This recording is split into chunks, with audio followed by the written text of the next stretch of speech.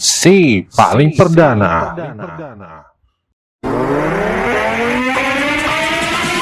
Viral di media sosial, seorang ibu rumah tangga asal Kabupaten Bogor nama Resti menjadi korban perampokan usai pamer harta kekayaannya di media sosial TikTok. Tragedi tersebut bermula saat 4 perampok masuk ke rumah Resti pada dini hari. Suaminya, Haris, ditemukan tewas di dalam mobil yang terparkir di garasi dengan luka serius di kepala dan leher terjerat kain. Sementara itu Resti sendiri mengalami luka di bagian kepala. Ibunya, yakni bernama Nining, juga mengalami luka parah di kepala dan anak mereka berinisial A dianiaya hingga memar. Menurut Kapolsek Cibung Bulang, Kompol Heri Hermawan, keempat korban ditemukan bersimbah darah di rumah mereka sekitar pukul 4 pagi waktu Indonesia Barat.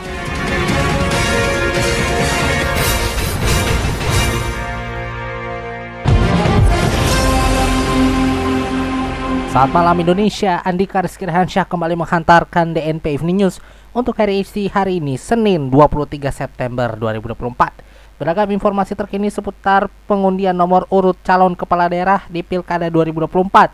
Serta berita faktual dan terkini lainnya akan kami hadirkan untuk malam ini. Dan berikut adalah fokus utama kami untuk malam ini.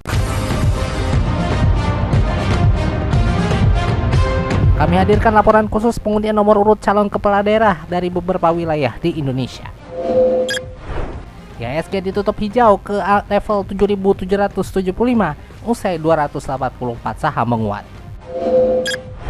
Serta Kapolri Jenderal Listio Sigit Prabowo rotasi beberapa jabatan termasuk Kapolrestabes Medan.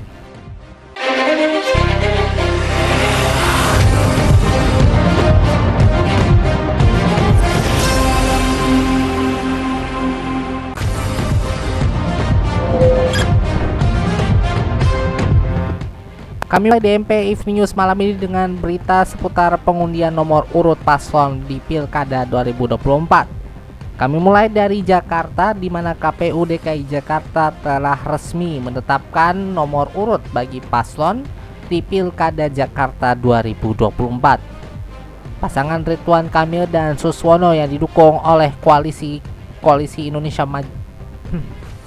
Pasangan Ridwan Kamil dan Suswono yang diusung oleh Koalisi Indonesia Maju atau KIMPLES meraih nomor urut 1. Sementara itu Dharma Pongrekun serta Kun Wardana dari jalur independen mendapatkan nomor urut 2. Serta Pramono Anung dan Rano Karno yang diusung oleh Partai Demokrasi Indonesia Perjuangan atau PDIP serta Partai Hanura meraih nomor urut 3.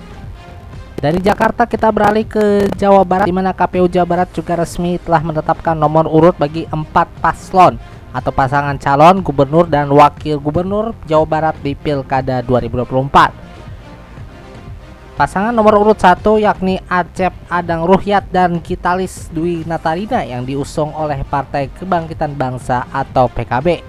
Sementara itu JJ Wiradinata Ronald Surapraja yang diusung oleh Partai Demokrasi Indonesia Perjuangan atau PDIP yang saat itu mendaftar urutan paling terakhir mendapatkan nomor urut 2.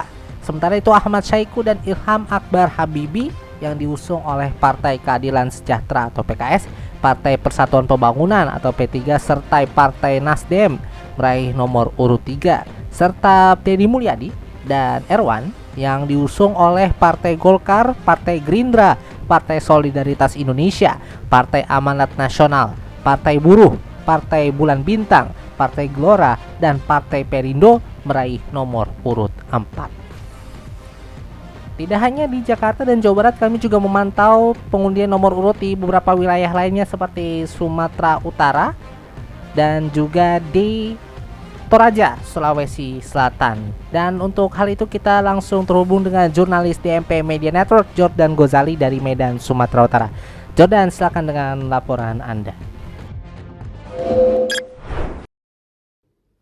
Permisa, dapat kami informasikan bahwa nomor urut untuk pasangan calon gubernur dan wakil gubernur Sumatera Utara periode 2024 telah resmi ditetapkan.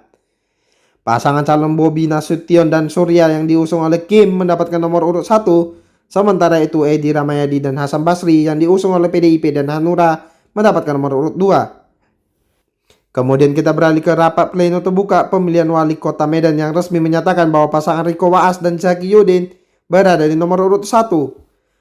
Rida Majaya dan Abdur Rani mendapatkan nomor urut 2, dan terakhir pasangan calon wali kota dan wakil wali kota dari PKS, Hidayatullah dan Yasir Ridho mendapatkan urutan ketiga.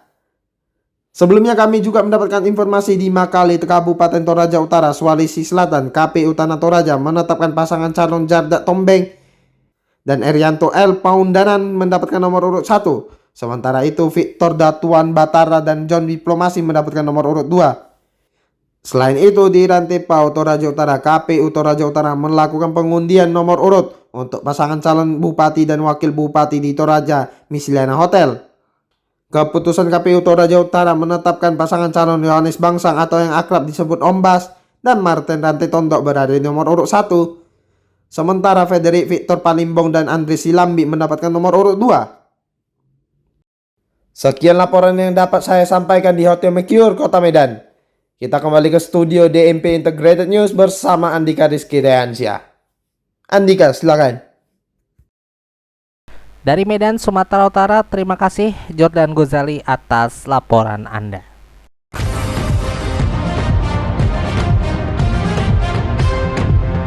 Masih seputar Pilkada 2024, tapi kasusnya sedikit berbeda, sahabat DMP, di mana Badan Narkotika Nasional atau BNN Sulawesi Selatan menyampaikan hasil pemeriksaan calon kepala daerah untuk Pilkada 2024. Ketua Tim Pemeriksaan Narkotika Pilkada Sulsel 2024, Sudiaryanto, mengatakan dari hasil tes, Wakil Bupati Maros Suhartina Bohari positif mengandung metafetamin atau sabu. Suhartina merupakan bakal calon Wakil Bupati Maros petahana yang berpasangan dengan Haidir Syam. Sebelumnya Suhartina sempat dinyatakan tidak memenuhi syarat tanda tes kesehatan oleh Komisi Pemilihan Umum atau KPU. Suhartina lalu digantikan oleh Kadis PUTRPP Maros Muteatazim Mansur. Sudaryanto yang merupakan koordinator rehabilitasi BNN Sulsel memastikan pemeriksaan dengan tes urin dilakukan secara profesional. Bahkan pemeriksaan narkotika untuk Suhartina harus dilakukan 3 kali dan hasilnya semuanya positif. Sesuai dengan standar operasional prosedur atau SOP BNN, pemeriksaan dilanjutkan dengan mengonfirmasi ke Pusat Laboratorium BNN Cabang Makassar, namun hasilnya tetap positif. Ratusan pedagang di Pusat Pasar Medan menggelar aksi demonstrasi di depan kantor Wali Kota Medan pada Senin 23 September 2024. Aksi ini dipicu oleh rencana revitalisasi pasar yang ditolak oleh para pedagang karena mereka khawatir kesulitan mencari nafkah jika harus dipindahkan sementara selama proses revitalisasi itu berlangsung. Menanggapi aksi tersebut, Wali Kota Medan Bobi Nasution langsung menemui para pedagang dan mendengarkan aspirasi mereka. Setelah mendengar keluhan para pedagang terkait kondisi pasar yang sepi pembeli dan janji perbaikan yang tidak kunjung terrealisasi, Bobi Nasution mengambil keputusan untuk menonaktifkan sementara Direktur Utama PUD Pasar Medan, Suwarno. Sementara itu, Suwarno saat dikonfirmasi terkait penonaktifan dirinya oleh Wali Kota Bobi Nasution, mengaku sebagai bawahan tentu menerima keputusan tersebut. Keputusan ini disambut gembira oleh para pedagang yang berharap adanya perubahan signifikan dalam pengelolaan Pasar Medan. Mereka pun membuarkan diri dengan tertib setelah merasa aspirasi mereka didengar.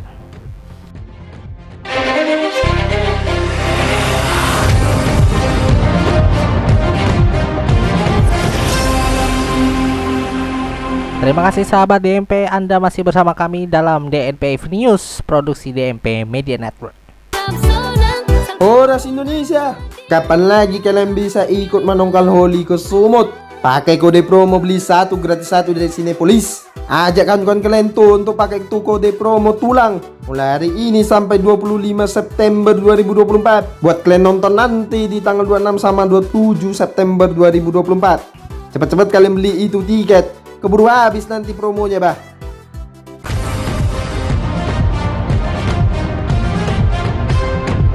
Kapolri Jenderal Listio Sigit Prabowo kembali melakukan rotasi pada sejumlah jabatan Kapolda dan Kapolres.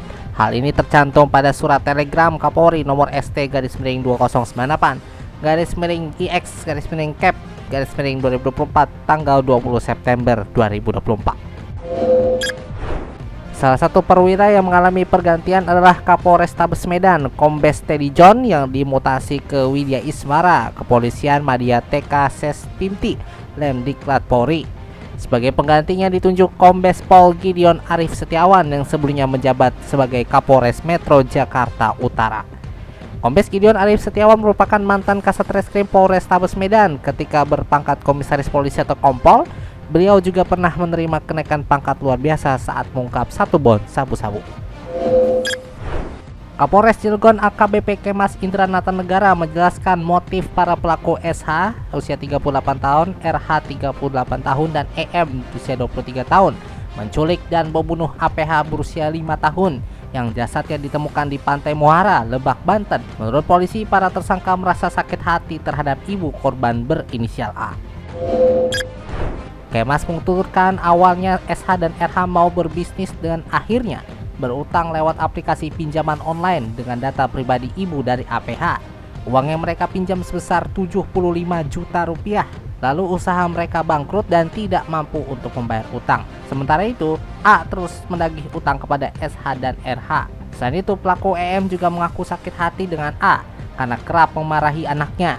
EM pun menceritakan sakit hatinya ke SH dan RH sehingga ketiganya merencanakan aksi balas dendam. Berdasarkan pemeriksaan polisi, SH mengaku korban sempat menggigit tangannya sehingga ditutupi lakban. Selanjutnya wajah korban ditutupi lakban berlapis-lapis dan diduduki SH dan RH secara bergantian. Korban juga dipukul dengan shock breaker sepeda motor hingga meninggal dunia. Setelah membunuh korban, SH dan RH menghubungi EM. EM selanjutnya menghubungi UH usia 22 tahun dan YH usia 32 tahun dan memerintahkan kedua orang itu untuk membuang jenazah korban dengan masing-masing upah sebesar Rp100.000. Jenazah APH ditemukan di Pantai Muara, Lebak, Banten dengan tubuh penuh luka lebam dan wajah di lakban pada 19 September 2024. Saat ditemukan, polisi memperkirakan APH sudah meninggal selama 2 hari. Kita beralih ke dunia ekonomi di mana indeks harga saham gabungan atau IHSG ditutup di level 7.775 pada Senin 23 September sore ini. IHSG menguat 32,76 poin atau naik 0,42% dari perdagangan sebelumnya. Dikutip dari RTI Infocom, investor melakukan transaksi sebesar 12,75 triliun rupiah dengan jumlah saham yang diperdagangkan sebesar 28,62 miliar saham. Pada penutupan kali ini 284 saham menguat, 283 terkoreksi, dan 224 lainnya stagnan. Terpantau 6 dari 11 indeks sektoral menguat dipimpin oleh sektor energi yakni naik 1,83%. Sementara itu di bursa saham Asia bergerak bervariasi, tercatat nikel 225, di Jepang melemah 1,34%, indeks Hang Seng Komposit di Hong Kong minus 1,72%, dan indeks Kospi Korea Selatan menguat 0,33%. Senada dengan Asia, bursa saham Eropa juga bergerak bervariasi. Terpantau indeks FTSE 100 di Inggris menguat 0,84%, indeks DAX di Jerman turun 0,21%, dan indeks CAC 40 di Prancis naik 1,46%. Sedangkan bursa saham Amerika Serikat kompak berada di zona hijau. Indeks S&P 500 menguat 0,53%, indeks NYSE Composite naik 0,72%, dan indeks Nasdaq Composite menguat 0,18%.